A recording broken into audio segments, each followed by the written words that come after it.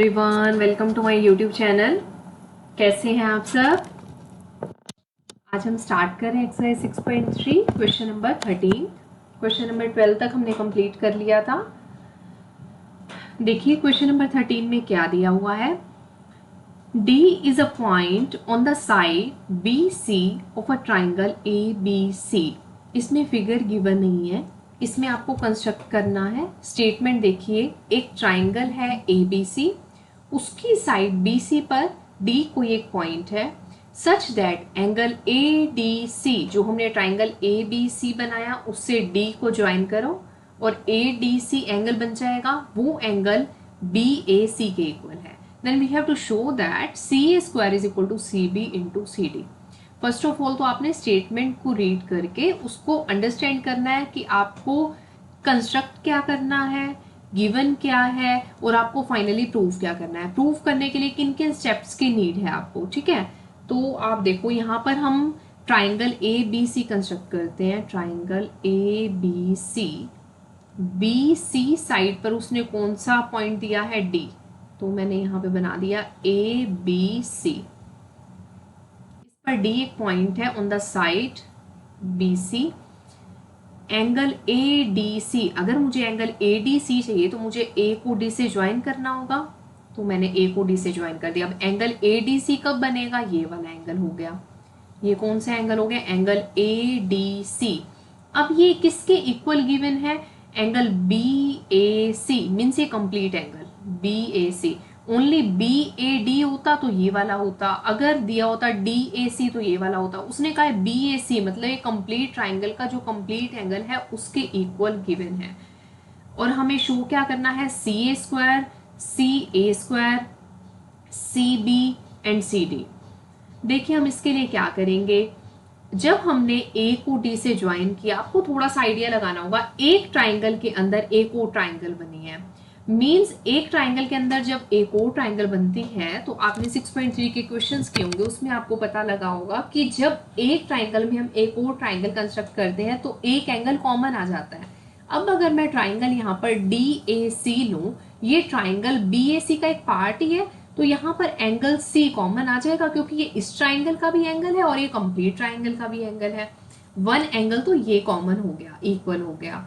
और एक एंगल इस वाले ट्राइंगल का ADC और ये कंप्लीट ट्राइंगल का BAC इक्वल गिवन ही है, तो टू एंगल्स मेरे इक्वल हो गए। तो एंगल एंगल सिमिलैरिटी क्राइटेरिया से एक कंप्लीट ट्राइंगल और एक उसके अंदर बनने वाली ट्राइंगल क्या हो गई, सिमिलर हो गई। ठीक है, समझ रहे हैं हमने क्या किया। देखिए पहले हम लिखते हैं सॉल्यूशन में। मैंने first of all two triangles लिए, मैंने लिया ट्राइंगल ABC या BAC, जो भी लिख लो आप, और यहां पे मैं लिखूंगी BAC इज इक्वल टू, अब A के साथ कौन सा एंगल है, D, तो मैं यहाँ पर एंड ही लिख रहे हैं। यहाँ पर A के साथ मैं एंगल ले लूंगी D वाला, तो ADC है ना, तो मैं लिखूंगी AD एंड C,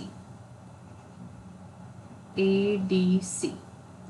ठीक है, अब ट्राइंगल BAC ये कंप्लीट ट्राइंगल और ADC ये उसके अंदर बनने वाला ट्राइंगल, इनमें angle C is equal to angle C common है, तो मैंने लिख दिया angle C is equal to angle C common. और एंगल ADC, एंगल ADC किसके इक्वल है, एंगल BAC के इक्वल है, ये तो गिवन ही है। Then by angle angle similarity criteria, triangle BAC किसके सिमिलर हो गया, BAC किसके सिमिलर हो गया। अब यहाँ पे आपने ना ऐसे ही नहीं कि कुछ भी ट्राइंगल का नेम लिख दोगे, सिंबॉलिक फॉर्म का आपको ध्यान रखना है। देखिए हमने एंगल A को एंगल D के इक्वल लिया ना, तो A के सिंबल्स के साथ हमें D लिखना होगा, तो जहां पर आपने A लिखा है ना वहां पे हम D लिखेंगे, C के साथ C लिख देंगे और B के साथ क्या आ जाएगा, BAC, और यहाँ पे DAC है ना, तो यहाँ पर A आ गया, A ही बच गया, तो ADC आ गया। ठीक है, अब एक बात बताओ, जब टू ट्राइंगल सिमिलर होते हैं तो उनके साइड्स का रेशियो इक्वल होता है, तो हम यहाँ पर तीनों साइड्स का रेशियो इक्वल ले सकते हैं। अब यहाँ पर ये सिमिलर है तो मैंने यहाँ पे फर्स्ट टू ऐसे करके ले लिया, B A upon A D किसके इक्वल होगा, ए सी अपॉन डी सी किसके इक्वल होगा, ये वाले दो का कॉम्बिनेशन वाला, टू टू का कॉम्बिनेशन बनाना है, पेयरिंग करनी है, B C upon D C. ठीक है, यहां तक क्लियर है। अब देखो मुझे जो चाहिए हम उसके अकॉर्डिंग करेंगे। हमें क्या चाहिए यहां पर, देखिए C A square is equal to C B into C D, C A square C B into C D.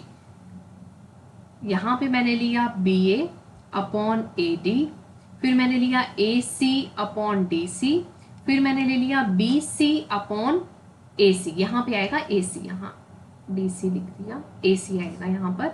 ठीक है, अब यहाँ पे अब हम क्या करें, मुझे चाहिए C A square is equal to C B into C D, ये मुझे प्रूव करना है। तो अगर मैं ये लास्ट वाला पेयर ले लूं और इनकी क्रॉस मल्टीप्लाई कर दूं तो ए सी इंटू ए सी स्क्वायर हो गया, और ये क्या हो गया, B C into D C, या सी डी लिख दू इसको, है ना। देखिए करते हैं, इसको मैंने लिख दिया A C upon C D is equal to C B upon C A, यहाँ पर भी इसको सी ए ही लिख दो, इसको क्रॉस मल्टीप्लाई कर दो तो मेरे पास आ गया C A square is equal to C B into C D, hence proved. यही प्रूव करना था। क्लियर है, जो चीज हमें प्रूव करनी है उसके लिए मैंने एक कंप्लीट ट्राइंगल लिया, एक उसके अंदर आने वाला ट्राइंगल लिया, एक एंगल गिवन था कि इक्वल है, एक एंगल मैंने कॉमन ले लिया, उससे मैंने दो ट्राइंगल्स को सिमिलर प्रूव कर दिया एंगल सिमिलैरिटी क्राइटेरिया से।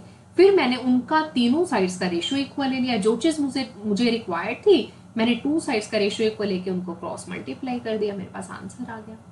क्लियर है, यहां तक हो जाएगा, इजी था ना ये। तो अब काफी क्वेश्चंस आप कर चुके हैं, अब समझ आने लग गया होगा कि हमें क्वेश्चन को कैसे सॉल्व करना है। अब बच्चे आपकी बुक में ना क्वेश्चन नंबर 14 दिया हुआ है, आप ध्यान से देखो। क्वेश्चन नंबर 14 में एक बार रीड कर रही हूँ।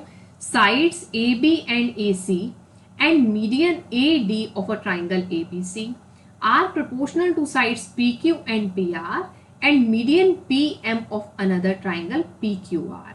Then we have to show that triangle ABC similar है triangle PQR के। ये बिल्कुल as it is same question इन्होंने रिपीट कर दिया बाय मिस्टेक। क्वेश्चन नंबर 12 ही है आपकी बुक में एक्सरसाइज 6.3 में एनसीईआरटी में।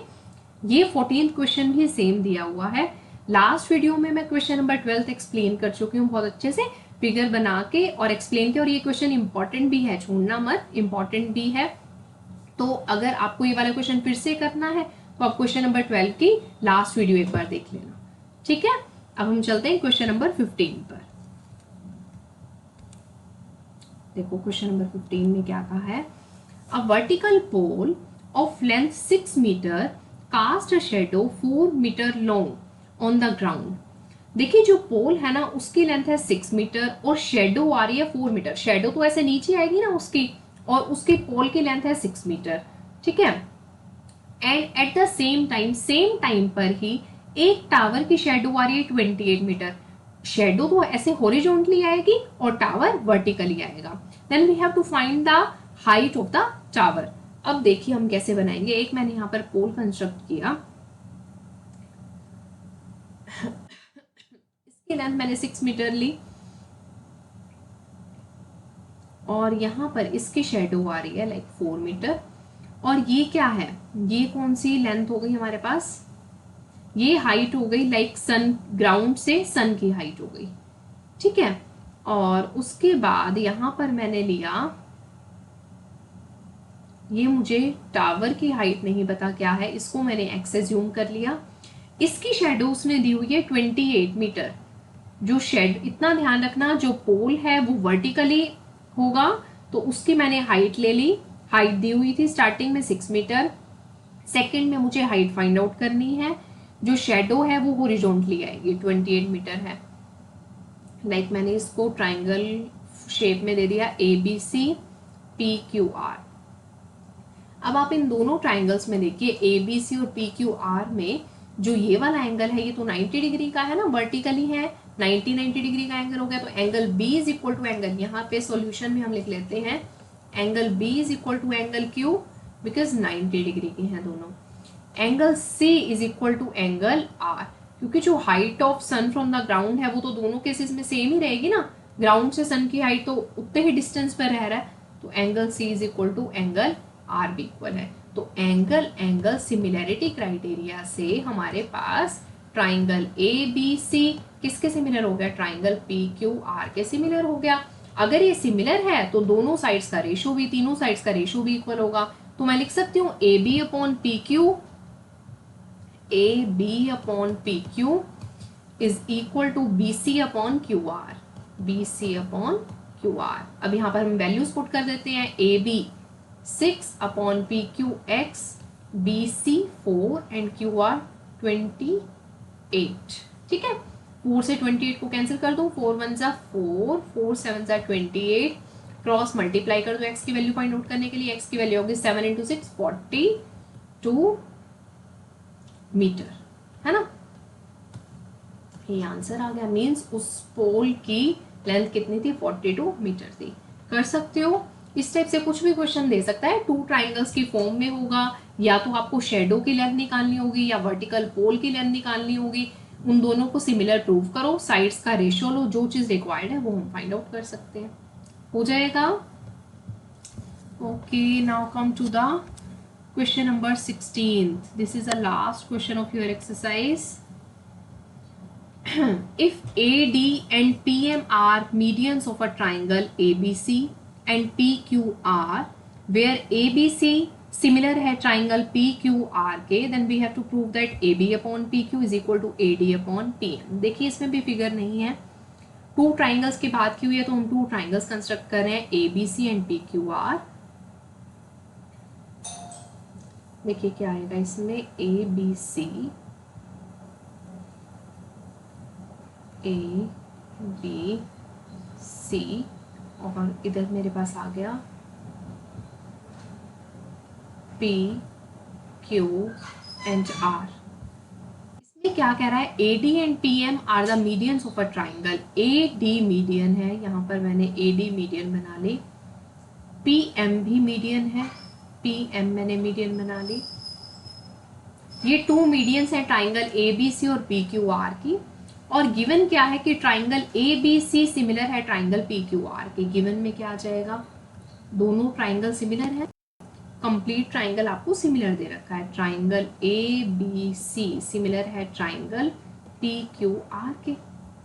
देखिए अगर टू ट्राइंगल सिमिलर है तो उनके एंगल, कॉरस्पॉन्डिंग एंगल्स भी इक्वल होंगे, उनके साइड्स का रेशियो भी इक्वल होगा, तो एंगल B एंगल Q के इक्वल होगा। और अगर मैं इनकी साइड्स का रेशियो लेना चाहूँ, means AB upon PQ BC upon QR के इक्वल हो जाएगा।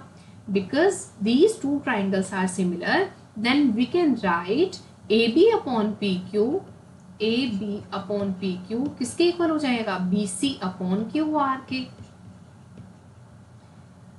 अब मैं लिख सकती हूँ, क्योंकि AD मीडियन है BC की एंड PM मीडियन है QR का, मैं यहाँ लिख रही हूँ because AD is median of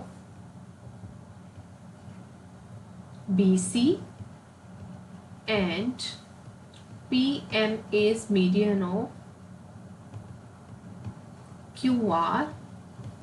So अगर ये इसकी मीडियन है तो इसे टू इक्वल पार्ट्स में डिवाइड कर रही है, मीन्स जो BD होगा, जो BC होगा वो 2 टाइम्स ऑफ BD होगा ना, जो BC होगा वो 2 टाइम्स ऑफ BD होगा, क्योंकि उस मीडियन ने इसको 2 इक्वल पार्ट्स में डिवाइड कर दिया, और जो QR होगा वो 2 टाइम्स ऑफ QM हो जाएगा। ठीक है, यहाँ पे मैंने मीडियन वाला लॉजिक ले लिया जो इसने मीडियन दिया हुआ था। अब BC और QR के प्लेस पर ये वैल्यूज पुट कर देते हैं। अब हमारे पास क्या था, AB upon PQ is equal to, BC के प्लेस पर रखेंगे यहाँ पर 2BD और यहाँ पर रखेंगे 2QM, 2 से 2 कैंसिल कर दिया, तो AB upon PQ BD upon QM के इक्वल आ गया, AB upon PQ BD upon QM के इक्वल आ गया। मतलब ये जो दो लेफ्ट में ट्राइंगल्स बन रहे हैं ना कंप्लीट ट्राइंगल के अंदर, उन दोनों की दो साइड्स का रेशियो इक्वल आ गया, और angle B is equal to angle Q तो था ही था, गिवन था ये, क्योंकि जो कंप्लीट ट्राइंगल थे वो हमारे क्या थे, सिमिलर थे। अब अगर दो ट्राइंगल की टू साइड्स का रेशियो इक्वल है, और उन टू साइड्स में एक एंगल भी इक्वल आ रहा है, तो साइड एंगल साइड से वो दोनों ट्राइंगल सिमिलर हो जाएंगे, है ना। इस सिमिलैरिटी क्राइटेरिया से हम क्या करेंगे, टू साइड्स का रेशियो इक्वल आ रहा है और एक एंगल इक्वल आ रहा है, then by side angle side triangle A B D किसके सिमिलर होगा, ट्राइंगल पी क्यू एम के सिमिलर हो जाएगा। अब ये जो लेफ्ट वाले ट्राइंगल बन रहे हैं ये हमारे सिमिलर आ गए। अगर ये सिमिलर है तो क्या होगा, इनकी साइड्स का रेशियो इक्वल हो जाएगा। तो A B upon P Q A D upon P M के इक्वल लिख सकते हैं हम। देखो A B upon P Q, A B upon P Q, और मुझे A D upon P M चाहिए तो मैं लास्ट वाला कॉम्बिनेशन ले लेती हूँ, A D upon P M. यही हमें प्रूव करना था ना, हेंस प्रूव्ड। ठीक है, क्लियर हुआ। देखिए मैं रिपीट करती हूँ, उसने टू ट्राइंगल्स दिए थे बच्चे हमें, ट्राइंगल ए बी सी, ये भी इंपॉर्टेंट है, क्वेश्चन ध्यान से देखना इसको। ट्राइंगल हैं ये छोटे छोटे क्वेश्चंस, लेकिन जब तक प्रैक्टिस नहीं करोगे तब तक भूल जाओगे। जब एग्जाम टाइम में बैठोगे तो कुछ ध्यान में नहीं आएगा। 4-5 टाइम्स जब तक प्रैक्टिस नहीं करोगे तो लॉजिक नहीं पता लगेगा कि हम ऐसा क्यों कर रहे हैं। बार बार प्रैक्टिस से वो चीजें ध्यान में रहेंगी। हमें टू ट्राइंगल्स दिए हुए हैं, ए बी सी और P Q R. A D और पी एम उसके मीडियन है। मीडियन का मतलब क्या है कि जिस पर वो मीडियन है वो उसे टू इक्वल पार्ट्स में डिवाइड कर रही है। ठीक है, कंप्लीट ट्राइंगल हमें सिमिलर दिया हुआ था तो उसके एंगल भी इक्वल होंगे, साइड्स का रेशियो भी इक्वल होगा। तो मैंने मीडियन की प्रॉपर्टी का यूज करके बी सी और क्यू आर को ना टू बी डी और टू क्यू एम पुट कर दिया, तो A B upon P Q और B D upon Q M equal आ गया। और एंगल बी और क्यू तो इक्वल था ही था, गिवन था। तो साइड एंगल साइड से ना मैंने जो लेफ्ट वाले ट्राइंगल है उनको सिमिलर प्रूव कर दिया। अगर वो सिमिलर प्रूव हो गया तो उनके साइड्स का रेशियो क्या आ जाएगा, इक्वल आ जाएगा। Means A B upon P Q A D upon P M के इक्वल हम लिख सकते हैं, और यही हमें प्रूव करना था। क्लियर है, ये आपका एक्सरसाइज 6.3 का लास्ट क्वेश्चन था। यहाँ पर आपके पास चैप्टर 6 ट्राइंगल कंप्लीट हो जाता है। हमने कंप्लीट 2 एक्सरसाइज में जो क्वेश्चन थे उसमें 15-16 थे, इसमें भी 16 क्वेश्चन थे, कंप्लीट कर लिए। 5 थ्योरम्स कंप्लीट कर ली, and this is the most important chapter. इसमें से तो क्वेश्चन थ्योरम 100% रहती हैं आपके एग्जाम में, तो इसको ध्यान से अच्छे से पढ़ना, बार बार प्रैक्टिस करना, तभी ये चीज़ें क्लियर होंगी। ठीक है, वीडियो अच्छी लगे तो लाइक भी ज़रूर करना। Thank you, bye bye. Now हम नेक्स्ट वीडियो में मिलती है नेक्स्ट चैप्टर के साथ।